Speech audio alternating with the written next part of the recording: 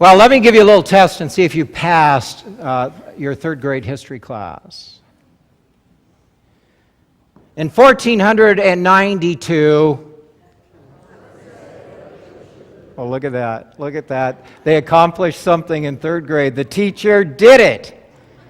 That little ditty taught you something in history, didn't it? And it's indelibly ingrained in your mind. You can't get rid of it. See how easily I didn't even have to really cue you up for that, and you knew. In 1492, Columbus sailed the ocean blue. What else happened in 1492 in Spain? What else happened in that land under the same king and queen in that country that sent 3 ships a-sailing? Anybody know? In 1492, the Spanish Inquisition began. A reaction probably to the Protestant Reformation at that point, but an attempt by King Ferdinand and Queen Isabella to purify the land, to make it right, to get rid of people who thought differently, worshiped differently, had independent thinking, and they gave the choice of all citizens who were not a part of the church at that time to convert to Christianity or die. If you are Jewish, you remember 1492 as the time when you were kicked out of that country. Jews and Muslims were expelled. Now, some of them chose to stay. So they pretended to convert and did what a lot of traditions do when they're under a time of persecution. They went underground, and in their own networks, they kept their faith and their tradition alive. But it was a part of history within the church that is not something probably most of us would be very proud of. The thing is, though I have now given you a history lesson, I'm not sure that our world has learned a lesson from history.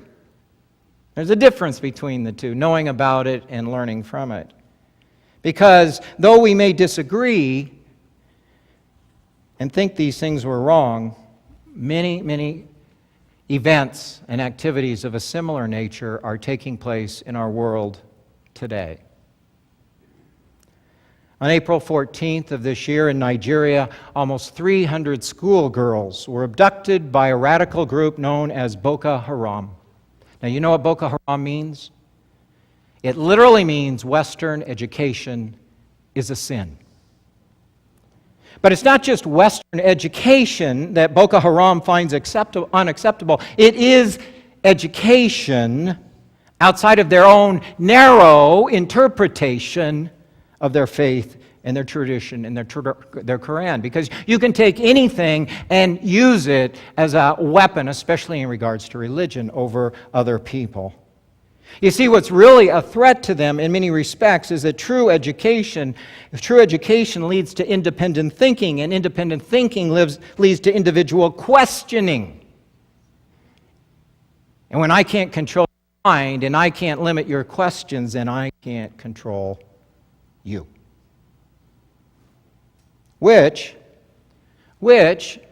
though Christianity has its own fundamentalist thinking, let's be honest, we have factions within our faith that would think and act the same way. But when Christianity has been at its best, it has always sought to promote independent learning and growth, believing that it is the mind that asks questions that finds correct answers and solutions, and the person who is free to think for themselves and intelligently engage those who are different, who lead us to a world of peace and harmony.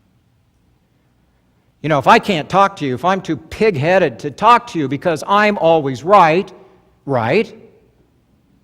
then where do we go from there? Where do we go from there? You know, I've always said that my sermons are not preaching at you. My sermons are my invitation to you to enter into my thinking. And some of the best dialogue and some of the greatest learning comes not during this hour, but the hours that are afterwards. You ought to get the emails I get. They are interesting. You see? Did you know, I'll give you another history lesson. Did you know that the public education system in this country came out of our New England congregational churches? Did you know that? because they believed you could not have a free and democratic society if you did not have an intelligent and literate society. But when people learn, they start to disagree. They share different opinions. Democracy is built some degree upon conflict, but it is a creative dissonance, not a just destructive one. And therein is the difference. Unfortunately, we often forget this. We find other people threatening who don't think like us. They used to call them PLUs, people like us, PLUs, groups like us, tribes, tribalism. We have tribalism in this country. Tribalism, where we dehumanize other people because of ignorance, because someone else has told us that they are heretics and they are a threat to us. So we place labels on them, or they take the labels they place on themselves, and we use them to demonize them. You can name it. In all shapes, forms, and sizes: religion, politics, ethnic, gender, sexual orientation. It doesn't matter. Whatever tools are at our disposal, if we're on one side and don't want to talk to the other side, we can use the Quran, we can use the Bible, we can use whatever we want to accomplish it. It's interesting to me, and very sad actually, that if you really read some of the teachings of Muhammad, he taught that Muslims were to be kind, to protect Jews and Christians because they were religious cousins. That Islam grew out of those traditions. But people have taken other passages out of context to accomplish just the opposite. As a person who's been to Israel many times and one who loves the history of Jerusalem and so forth, that city's been conquered and destroyed and built and destroyed and built and destroyed. And that when Christians ruled Jerusalem during the time of the Crusaders, we were far more cruel. We wiped out all the Jews and the Muslims who lived there, Old Testament kind of stuff. And that actually when the Muslims ruled Jerusalem, they were kinder to Jews and Christians than Christians were.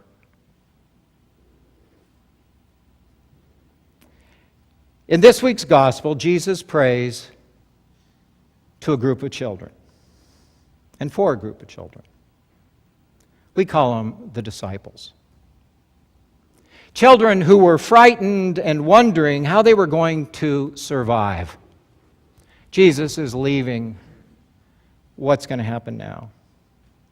And Jesus knew they were fragile. Jesus knew this. He had witnessed the fractures in their faith throughout his ministry. But Jesus also knew that the future of the faith was tied to them. It was tied to them by the seeds that he had tried to instill within them.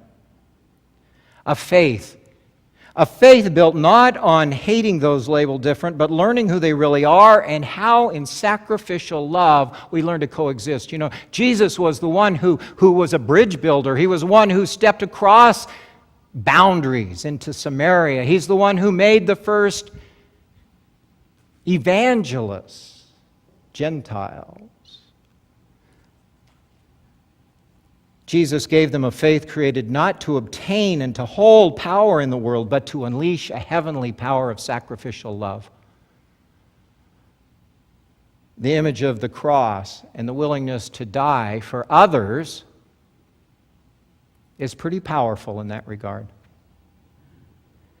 And remember the conversation Jesus had with the woman at the well. Do you remember what he said to the woman in Samaria? He said to her, read it, he said to her, "Ma'am, someday Samaritans are not going to worship on Mount Gerizim, and Jews are not going to worship in Jerusalem. We are going to worship God in truth and in spirit everywhere and in many ways." How do we do it? What is the command or the wish, the desire in this prayer? I think Christians do this by recognizing and celebrating and seeking to live out our oneness in Him, in the world.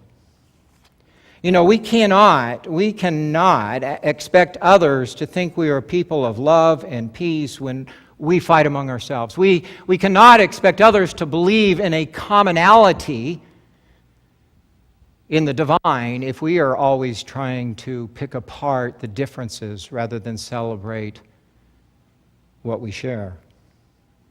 This is one of the reasons I believe it is so important to send our youth and our young adults out into the world, into foreign lands with foreign practices and ways of faith. Because not only do they build a community as they travel together, they share a oneness in witness with those who have maybe never met a Christian or maybe never met people of our background before. They are witnesses. And the church has given some of that up over the centuries. We don't do that as much as we once did. To go and to be a light into the world that others might witness our oneness, not just in mission, but in sharing Christ's prayer for unity through love among all people and all nations. That takes a lot of courage. It takes a lot of courage to not only say those words, but to actually live them. It was interesting, this past year, one of the best-selling books in the New York Times was entitled Zealot. It was a scholarly, historical look at Jesus' life and times. Some of you have read it. I've read it. But what's interesting to me, and it was very controversial that this book was written, maybe some of you know it, was on talk radio. It wasn't controversial because of its content or its conclusions, because the author really hadn't written anything different about what we call the historic Jesus than's been written for the last 80 to 100 years. What upset some was it was written by a Muslim. It's interesting to me that Christians can and have written about other traditions and faiths for centuries, but when someone of another faith writes about our faith, we don't want to listen or hear. Even though I found it a very objective book from a scholarly perspective. Where am I going? I'm going to a place that helps us to remember that we live in a tense time of growing separation in this world.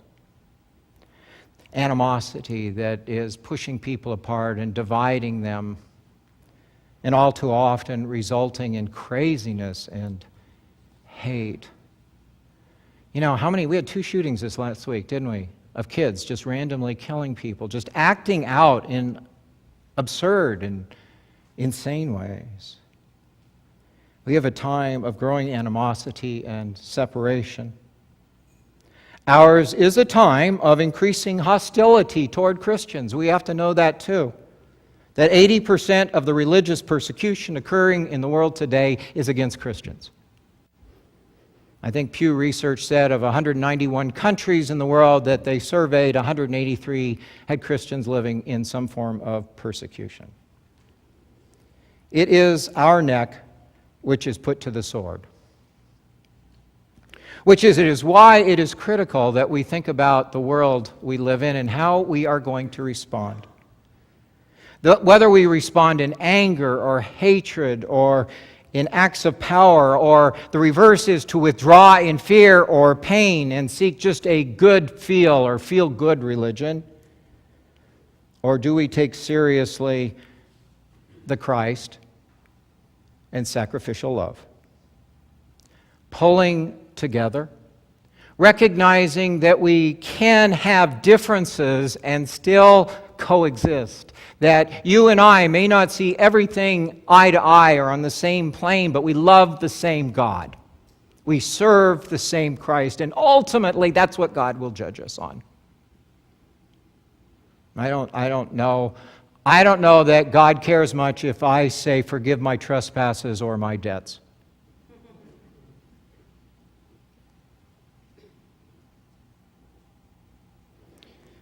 And I think that the kidnapping, at least for me, and the forced conversion of these young women in Nigeria, I think it's a wake-up call.